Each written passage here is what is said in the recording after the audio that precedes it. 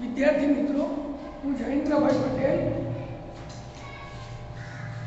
असारवा विद्यालय અને સરસ્વતી વિદ્યા મંડળ તરફથી ઓનલાઈન શિક્ષણમાં આપનું સ્વાગત કરું છું। મિત્રો, આપણે દિવાળી પછી પ્રથમવાર મળીએ છીએ એટલે સર્વે વિદ્યાર્થી મિત્રોને મારા નવા વર્ષના આશીર્વાદ। નવું વર્ષ તમારું શુભ બને અને તમે પરીક્ષામાં સારા ગુણ મેળવીને પાસ થાઓ તેવી ભગવાનને પ્રાર્થના। तो मित्रों, आज આપણે આ પ્રથમ વિડિયોમાં નામાના મૂળ તત્વો વિષય ધોરણ 12 ની અંદર ભાગ 2 ના પ્રથમ પ્રકરણ શેર મૂડીના હિસાબો વિશે ચર્ચા કરીશું। એ પહેલા મિત્રો, દરેક મિત્ર પોતાની પુસ્તક ખોલશે અને પુસ્તકની અંદર પ્રથમ પાને આપેલ જે વિવરણ છે તેની અંદર ચાલુ વર્ષે અભ્યાસક્રમમાંથી કાઢી નાખેલી જે વિગતો છે એ કાઢી નાખેલી વિગતોને સાઇન કરશે એટલે કે ચોકડી મારશે। સૌ પ્રથમ તો કંપનીના પ્રકારો એ અભ્યાસક્રમમાંથી કાઢી નાખ્યા છે। ત્યારબાદ આપણે આગળ જોઈએ તો શેર મૂડી અને શેર મૂડીનો અર્થ, સ્વરૂપ અને પ્રકારો લખ્યા છે। એમાંથી ફક્ત પ્રેફરન્સ શેરના પ્રકારો રદ કરવામાં આવ્યા છે। પ્રેફરન્સ શેર અને ઇક્વિટી શેર મૂડી વચ્ચેનો તફાવત રદ કરવામાં આવ્યો છે। ત્યારબાદ જો મુદ્દા નંબર 10 અગાઉથી મળેલા હપ્તા એ અંગેના દાખલા અને એ અંગેનો મુદ્દો પણ રદ કરવામાં આવેલ છે। ત્યારબાદ મુદ્દા નંબર 14 શેરની પ્રમાણસર ફાળવણી, આ મુદ્દો પણ રદ કરવામાં આવ્યો છે અને એના એક્ઝામ્પલ પણ રદ કરવામાં આવ્યા છે। ત્યારબાદ મુદ્દા નંબર 15 રોકડ સિવાયના આવેશથી શેર બહાર પાડવા અંગેના થિયરી અને દાખલા બધું જ રદ કરવામાં આવ્યું છે। મિત્રો, ત્યારબાદ કંપનીના ઊભા પાકા સર્વેમાં શેર મૂડીનું પ્રગટીકરણ, એ મુદ્દોની થિયરી અને એના દાખલા પણ રદ કરેલા છે। ત્યારબાદ કેટલાક વિશિષ્ટ બાબતોના જે દાખલા છે એ પણ રદ કરેલા છે। હવે ઉદાહરણની વાત કરીએ તો ચોપડીના અંદર આપેલા ઉદાહરણ 5, 6, 8, 13 તેમજ 15, 19 અને 19 ફરીથી ઉદાહરણ 5, 6, 8, 13 અને ઉદાહરણ 15 થી 19 અને સ્વાધ્યાયના દાખલાની અંદર 8 થી 11 અને સ્વાધ્યાય 19 થી 24 આટલા દાખલા રદ કરેલા છે। મિત્રો, જે રદ કરેલા ઉદાહરણ છે હું બોર્ડ ઉપર લખી દઉં છું કે તમે ધ્યાનથી જોજો। રદ કરે ઉદાહરણ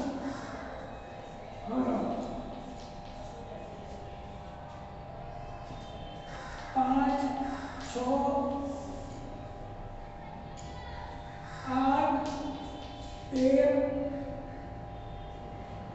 15, 19। ત્યારબાદ સ્વાધ્યાયમાંથી રદ કરેલ દાખલા, સ્વાધ્યાયના રદ કરેલ દાખલા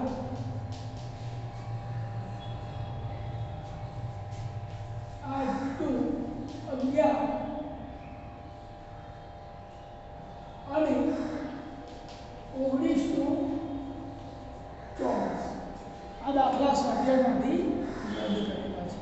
તો આ આપણે ચાલુ વર્ષના અભ્યાસક્રમમાં 30% પ્રમાણે ગવર્મેન્ટે કાઢી નાખ્યું છે।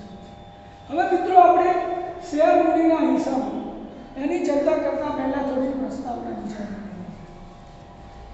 તમે વાણિજ્ય વ્યવસ્થામાં અભ્યાસ કરી રહ્યા છો કે ધંધાકીય એકમના પ્રકારોમાં એક વ્યક્તિગત માલિકી, ત્યારબાદ ભાગીદારી પેઢી, ત્યારબાદ કંપની એ અસ્તિત્વમાં આવી હતી। તો કંપનીનું અસ્તિત્વ કેવી રીતે થયું એ થોડું આપણે સમજીએ તો તમને ખબર પડે। મિત્રો, તમને ખબર છે કે વ્યક્તિગત માલિકીની અંદર એક જ વ્યક્તિ ધંધો કરે છે, એક જ વ્યક્તિ મૂડી લાવે છે અને એક જ વ્યક્તિ ધંધાનું સમગ્ર સંચાલન કરે છે। તો અહીંયા આગળ એની કેટલીક મર્યાદાઓ હોય છે। ત્યારબાદ વ્યક્તિગત માલિકી પછી ભાગીદારી પેઢી અસ્તિત્વમાં આવી। તો ભાગીદારી પેઢીમાં બે કે બે કરતાં વધારે કાયદા પ્રમાણે અત્યારના હાલના કાયદામાં વધુમાં વધુ એ 50 વ્યક્તિઓ પણ ભાગીદાર બની શકે છે. તો એમણે ભાગીદારી કરી આ રીતે અસ્તિત્વમાં. ત્યારબાદ આવી કંપની. ઇંગ્લેન્ડની અંદર ઔદ્યોગિક ક્રાંતિ થઈ. આ ઔદ્યોગિક ક્રાંતિને કારણે મોટી મોટી મશીનરી યંત્રો શોધાયા. આ યંત્રો શોધાવાને કારણે ઉત્પાદનની પ્રક્રિયા ઝડપી બની. ઉત્પાદનની પ્રક્રિયા ઝડપી બની એની સાથે સાથે યંત્રો વગેરે વસાવવા માટે વિશાળ પાયે મૂડીની જરૂરિયાત ઊભી થઈ. આ વિશાળ પાયે જે મૂડી છે એ વ્યક્તિગત માલિકી કે ભાગીદારીથી પૂરી થાય તેમ હતી નહીં. એટલે ઔદ્યોગિક ક્રાંતિ પછી ધંધાકીય એકમનું નવું સ્વરૂપ અસ્તિત્વમાં આવ્યું, જેને આપણે કંપની તરીકે ઓળખીએ છીએ. કંપનીની અંદર જાહેર જનતા પણ પોતાની મૂડીનો ફાળો આપી શકે છે. એટલે કંપની એ વિશાળ પાયે મૂડી એકઠી કરી શકે છે. મિત્રો, કંપનીએ પોતાની મૂડી નાના નાના વિભાગોમાં વિભાજિત કરેલી હોય છે. એટલે કે એને આપણે શેર તરીકે ઓળખીએ છીએ. તો આપણે થોડો શેરનો અર્થ સમજીએ. શેર અને શેર મૂડીનો અર્થ સ્વરૂપ અને પ્રકાર. તો એમાં શેર કોને કહેવાય? તો કંપનીની મૂડી એટલે શેર, જેની ફેરબદલી કરી શકાય તેવા નાના નાના સ્વરૂપમાં વિભાજિત કરવામાં આવે છે. આ દરેક વિભાજિત એકમને આપણે શેર તરીકે ઓળખીએ છીએ. મિત્રો, આપણા દેશની અંદર 1956માં કંપની ધારો અસ્તિત્વમાં આવ્યો અને ત્યારબાદ ઈસવીસન 2013 એટલે કે નવો કંપની એક્ટ 1956માં સુધારો કરી અને 2013નો નવો કંપની ધારો અમલમાં મૂકવામાં આવ્યો છે. તો આ કંપની ધારા પ્રમાણે પણ શેર મૂડી એટલે કે કંપનીની જે મૂડી છે, ટોટલ મૂડી, એને નાના નાના વિભાગોમાં વિભાજિત કરવામાં આવે છે અને આ દરેક વિભાજિત એકમને આપણે શેર તરીકે ઓળખીએ છીએ. અને આ શેર કેવો હોય છે? તો કે ફેરબદલી કરી શકાય એવો હોય છે. એક વ્યક્તિ શેર ખરીદે તો એ વ્યક્તિ બીજાના નામે એ શેર વેચી શેર બજારમાં શકે છે. એટલે એને ફેરબદલી કરી શકાય છે. દાખલા તરીકે આજે મેં કોઈ એક કંપનીના 1 લાખ રૂપિયાના શેર ખરીદ્યા. હવે મારે પૈસાની જરૂરિયાત ઊભી થઈ તો હું શેર બજારની અંદર મારા આ શેર બીજાને વેચી શકું છું અને એના નામે એ શેર ટ્રાન્સફર એટલે કે ફેરબદલી કરી શકાય છે. તો આ રીતે કંપનીની કરોડો રૂપિયા, 500 કરોડ, 700 કરોડ, 1000 કરોડ એવી મોટી મોટી કંપનીઓ અત્યારે અસ્તિત્વમાં છે અને આ કરોડો રૂપિયાની મૂડી એ નાના નાના વિભાજોમાં વહેંચાય છે અને જાહેર જનતા એ ખરીદે છે. હજારો લોકો, કરોડો લોકો, લાખો લોકો આ શેર ખરીદતા હોય છે અને એને સેબીના security exchange board of India, જે તમારે 12મા ધોરણની અંદર વાણિજ્ય વ્યવસ્થામાં આવી જાય છે, એની અંદર એની પૂરતી સમજ પણ આપેલી છે. તો એના દ્વારા નક્કી કરેલા ધારાધોરણો મુજબ કંપની પોતાના શેર બહાર પાડે છે અને લોકો ખરીદે છે. હવે કંપનીના શેરનું સ્વરૂપ. તો કંપનીના શેર કેટલા રૂપિયાના? તો કંપનીના શેર અત્યારે 1 રૂપિયાથી શરૂ કરીને 100 રૂપિયાની કિંમત સુધીમાં વિભાજિત થયેલા હોય છે. ઘણી કંપની 1 રૂપિયાનો શેર પાડે, કોઈ 2 રૂપિયાનો, કોઈ 5 રૂપિયાનો, કોઈ 10 રૂપિયાનો, કોઈ કંપની 50 રૂપિયાનો, 25 રૂપિયાનો કે 100 રૂપિયાનો. 1 રૂપિયાથી શરૂ કરીને 100 રૂપિયા સુધીની આ શેરની કિંમત રાખવામાં આવે છે, જેથી નાનામાં નાની વ્યક્તિ પણ પોતાની મૂડી કંપનીમાં રોકવી હોય તો રોકી શકે છે. તો આ થયો શેર મૂડીનો અર્થ. હવે આવે છે શેરના પ્રકાર. તો મિત્રો, કંપનીની અંદર જે શેર બહાર પાડવામાં આવે છે, કાયદા મુજબ 2 પ્રકારના શેર બહાર પાડવામાં આવે છે. એક શેર છે પ્રેફરન્સ શેર અને બીજો શેર છે ઇક્વિટી શેર. પ્રેફરન્સ શેર કોને કહેવાય એની તમને સમજ આપું છું. તો પ્રેફરન્સ શેર એટલે એવા શેર કે જેને આપણે પસંદગીના શેર તરીકે પણ ઓળખીએ છીએ. આ પસંદગીના શેર એ કંપની બહાર પાડે છે. પ્રેફરન્સ શેર ઉપર કંપનીએ જુદા જુદા પ્રકારના પ્રેફરન્સ શેર બહાર પાડવાની એ કંપનીના કાયદાની અંદર છૂટ આપેલી છે અને એ પ્રકારે જે પ્રકારનો પ્રેફરન્સ શેર હોય એ પ્રકારે પ્રેફરન્સ શેરના હોલ્ડરોને કંપની દ્વારા એ ડિવિડન્ડ ચૂકવવામાં આવે છે કે એના નાણાં પરત કરવામાં આવે છે.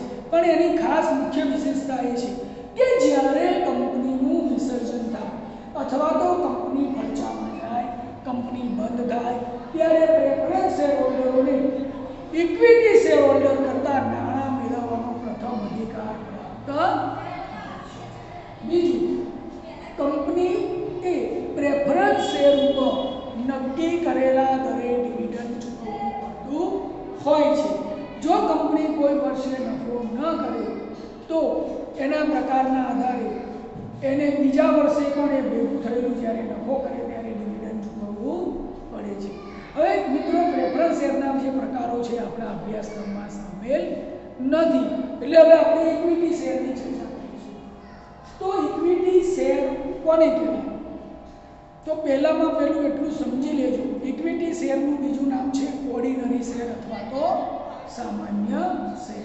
ઇક્વિટી શેરને ઓર્ડિનરી શેર અને સામાન્ય શેર તરીકે પણ ઓળખવામાં આવે છે અને દરેક કંપનીએ આ ઇક્વિટી શેર બહાર પાડવા ફરજિયાત છે. પ્રેફરન્સ શેર બહાર પાડવા ફરજિયાત નથી, પણ ઇક્વિટી શેર તો દરેક કંપનીએ બહાર પાડવા પડે છે. આપણે જે વાત કરી કે નાના નાના એકમોમાં વિભાજિત થયેલા હોય છે અને એ અન્યના નામે ફેરબદલી કરી શકાય છે, એવા શેરને આપણે ઇક્વિટી શેર તરીકે ઓળખીએ છીએ. પુસ્તકના પેજ નંબર 4 ઉપર તમે જોશો તો ઇક્વિટી શેર ધરાવનારાઓને કંપનીની સભામાં મતદાન કરવાનો અધિકાર છે. કેમ કે ઇક્વિટી શેર હોલ્ડરો કંપનીના સાચા માલિકો છે. તેઓ કંપનીનો વહીવટ કરે છે. તેઓના દ્વારા ચૂંટાયેલા પ્રતિનિધિ, જેને આપણે બોર્ડ ઓફ ડિરેક્ટર્સ કહીએ છીએ, એ પ્રતિનિધિઓ એ કંપનીનો વહીવટ કરતા હોય છે. બીજું, ઇક્વિટી શેર હોલ્ડરને નફો થાય તો ડિવિડન્ડ પણ મળે છે, વધારે નફો થાય તો વધારાનું ડિવિડન્ડ પણ મળે છે. કંપની વધુ નફો કરે તો એ જમા થયેલી રકમમાંથી બોનસ શેર પણ આપી શકે છે. તો ઇક્વિટી શેર હોલ્ડરોને આવા અનેક પ્રકારના લાભ મળતા હોય છે. પરંતુ એક યાદ રાખજો કે ઇક્વિટી શેર હોલ્ડરોને ક્યારે ડિવિડન્ડ મળે તો જ્યારે કંપની નફો કરતી હોય ત્યારે. કંપની નુકસાન કરતી હોય તો એમને ડિવિડન્ડ મળતું નથી. એમનું ડિવિડન્ડ ક્યારેય જે વર્ષે ન ચૂકવાયું હોય એ જમા થતું નથી. ત્રીજા નંબરમાં ઇક્વિટી શેર હોલ્ડરોનું કંપનીના ચોપડે નામ રજિસ્ટ્રેશન થયેલું હોય છે. એ શેર વેચે ત્યારે જેને વેચ્યા હોય એનું નામ પણ ત્યાં રજિસ્ટ્રેશન થાય, એની જે પ્રથમ નામ હોય એ રદ કરવામાં આવે છે. ઇક્વિટી શેર જેની પાસે હોય એના ખાતામાં કંપની ડિવિડન્ડ કે બોનસ શેર જમા થતી હોય છે. જ્યારે કંપની ફડચામાં જાય કે નુકસાન કરે કે કંપની બંધ કરવામાં આવે ત્યારે જો નાણાં વધે તો ઇક્વિટી શેર હોલ્ડરોને આપવામાં આવે છે. ઇક્વિટી શેર હોલ્ડરોની જવાબદારી એમણે કંપનીમાં રોકેલી શેર મૂડી પૂરતી મર્યાદિત હોય છે. કંપની જો નુકસાન કરે તો શેર મૂડી ઘસાઈ જતા, એટલે કે શેર મૂડી પૂરી થતા પણ જો દેવું ન ચૂકવાય તો ઇક્વિટી શેર હોલ્ડરોને એમના નાણાં પરત મળતા નથી, પણ એમણે દેવું ચૂકવવા માટે પોતાની મિલકતો વેચવી પડતી નથી. એટલે કે એમની જવાબદારી કંપનીમાં રોકેલી શેર મૂડી પૂરતી મર્યાદિત છે. આમ જોવા જઈએ તો ઇક્વિટી શેર હોલ્ડરોને લાભ પણ મળે છે, એની સામે નુકસાન પણ થાય છે. ઇક્વિટી શેરને કંપનીની આપણે મુખ્ય મૂડી તરીકે ઓળખીએ છીએ. મિત્રો, શેરમાં ઇક્વિટી શેર અને પ્રેફરન્સ શેરનો આપણે અહીંયા અભ્યાસ કરવાનો નથી. એનું કારણ કે પ્રેફરન્સ શેર અને ઇક્વિટી શેરનો જે તફાવત છે એ અભ્યાસક્રમમાં નથી, પરંતુ ટૂંકો પ્રશ્ન તમને પૂછાઈ શકે કે ઇક્વિટી શેર અને પ્રેફરન્સ શેર વચ્ચે કયો મુખ્ય તફાવત છે, તો તમારે આ તફાવતની અંદર મુખ્ય એક ગુણના પ્રશ્નમાં એટલું લખવાનું કે ઇક્વિટી શેર હોલ્ડરોને કંપનીના સંચાલનમાં રસ લેવાનો અધિકાર છે. તેઓને કંપનીના સંચાલક કે બોર્ડ ઓફ ડિરેક્ટર્સની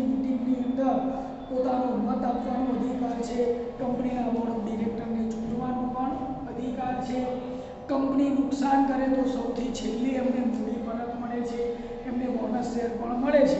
જ્યારે પ્રેફરન્સ શેર્સ એ પસંદગીના શેર છે, એમને કંપનીની અંદર સભાની અંદર મત આપવાનો અધિકાર નથી, સંચાલકોનો નિમણૂક કરવાનો અધિકાર નથી, પોતે બોર્ડ ઓફ ડિરેક્ટર્સમાં સંચાલક તરીકે તેમની નિમણૂક પણ થઈ શકતી નથી. આટલા એમાં તફાવત પડે છે. ત્યારબાદ આવે છે મૂડી અનામત. તો મિત્રો મૂડી અનામત કોને કહેવાય? પુસ્તકના પેજ નંબર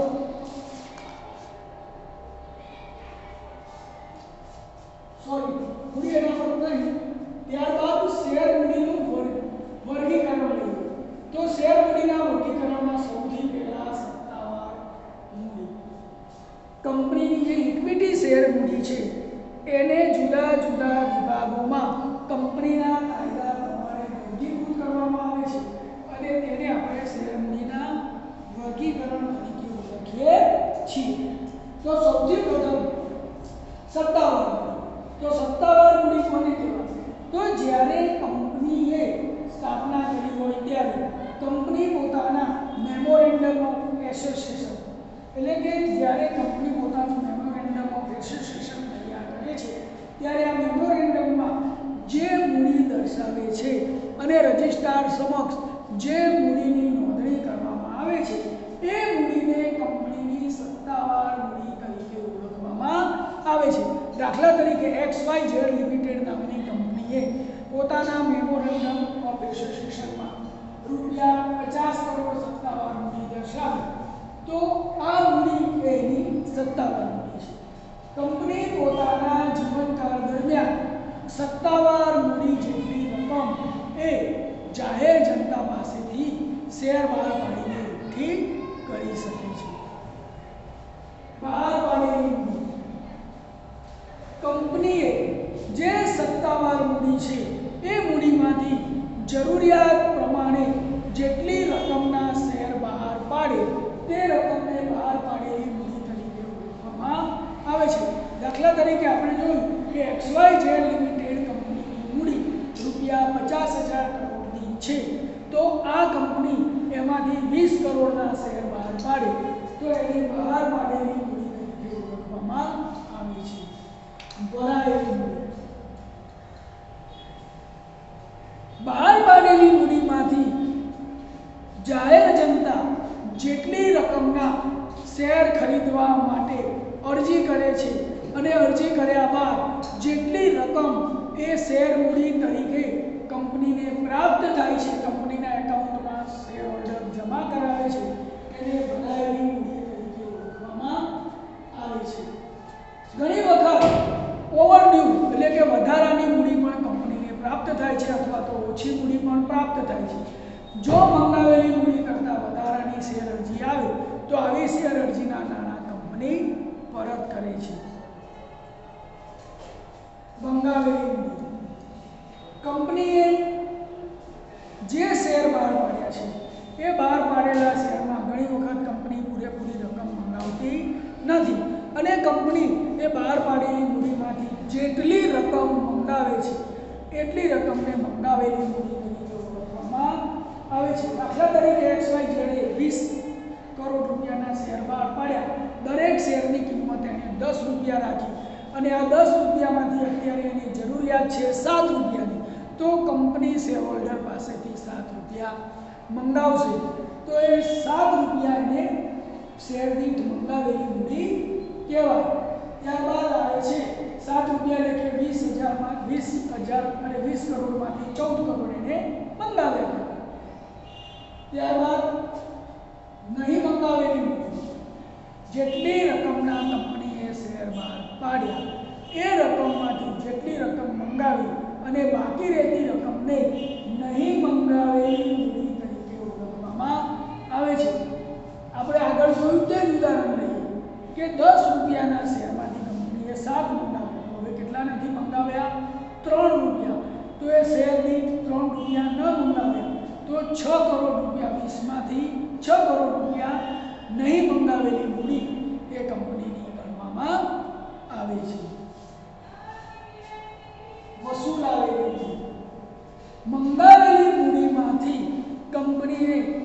શેર અરજી દ્વારા મંજૂર કરેલી રકમમાંથી જેટલી રકમ શેર હોલ્ડરો કંપનીમાં ભરે છે એ રકમને વસૂલ આવેલી મૂડી કહેવાય.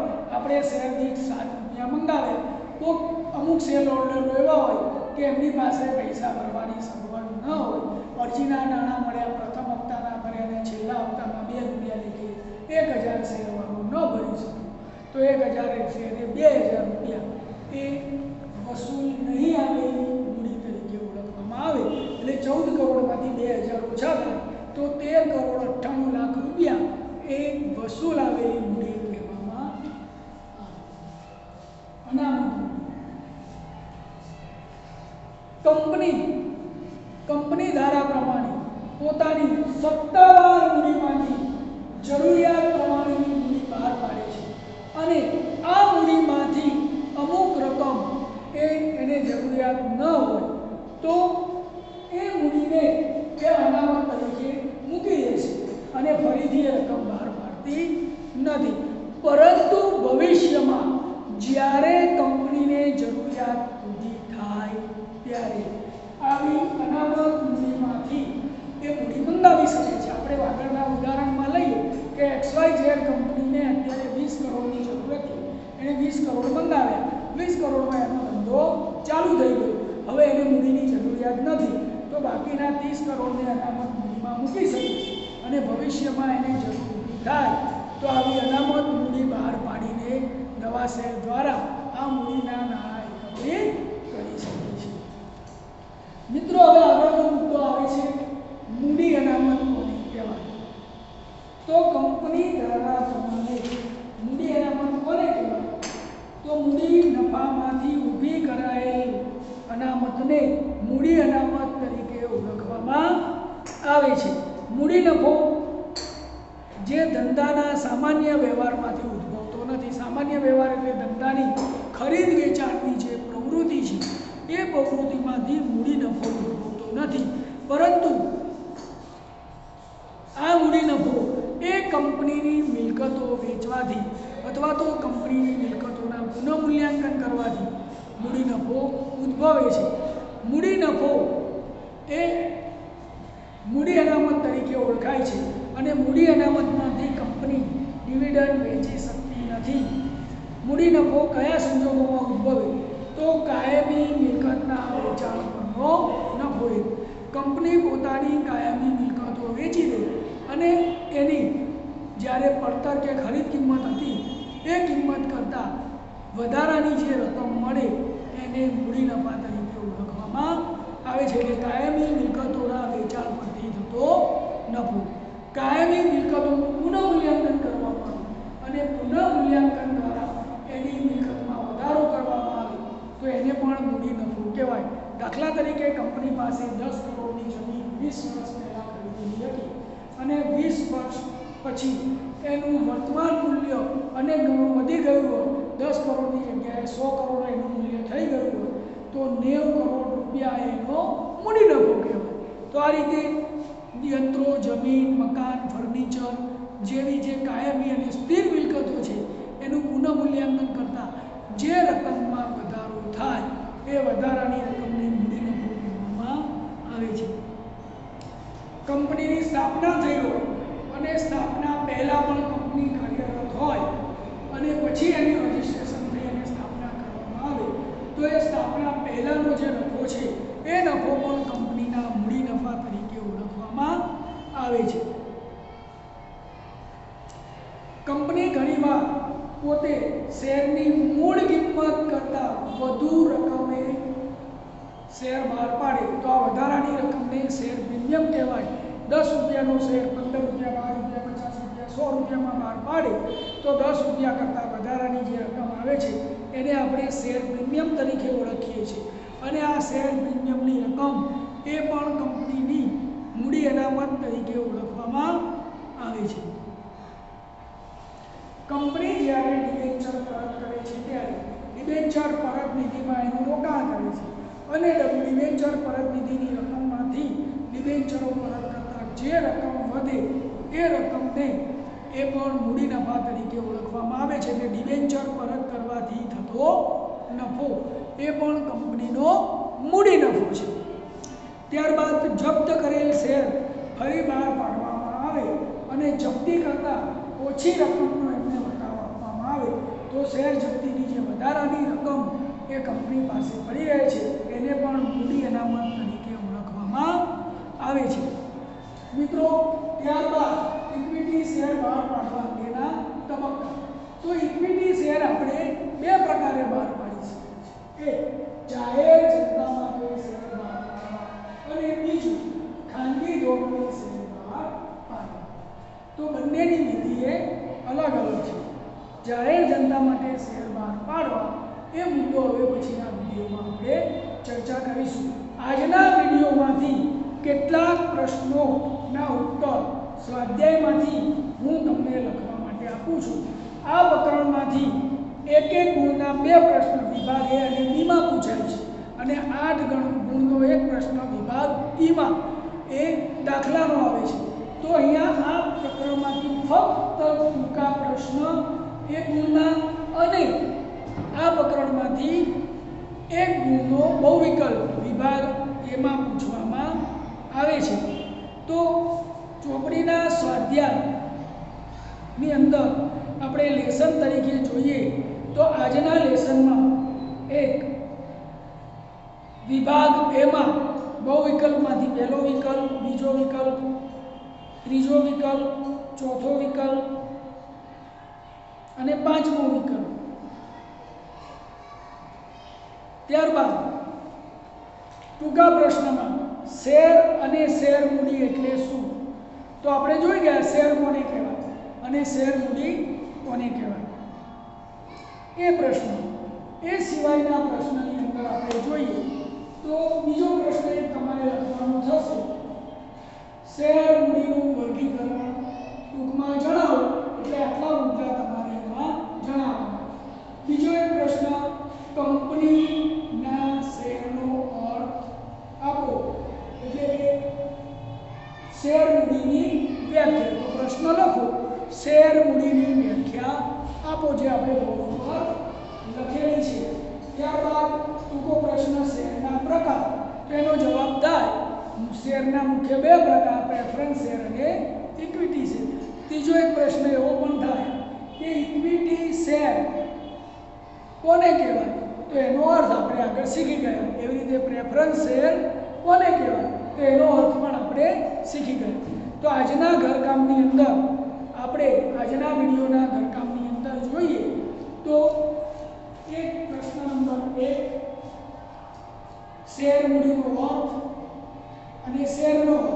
પ્રશ્ન નંબર 2, શેરના પ્રકારો જણાવો. પ્રશ્ન નંબર 3, પ્રેફરન્સ શેરનો અર્થ આપો. પ્રશ્ન નંબર 4, ઇક્વિટી શેરનો અર્થ આપો. પ્રશ્ન નંબર 5, શેર મૂડીનું વર્ગીકરણ દર્શાવો. સમજાવવાનું નથી. અને આ દરેકમાંથી એક એક પ્રશ્નના નીકળે. સત્તાવાર મૂડી કોને કહેવાય? બહાર પડેલી મૂડી કોને કહેવાય?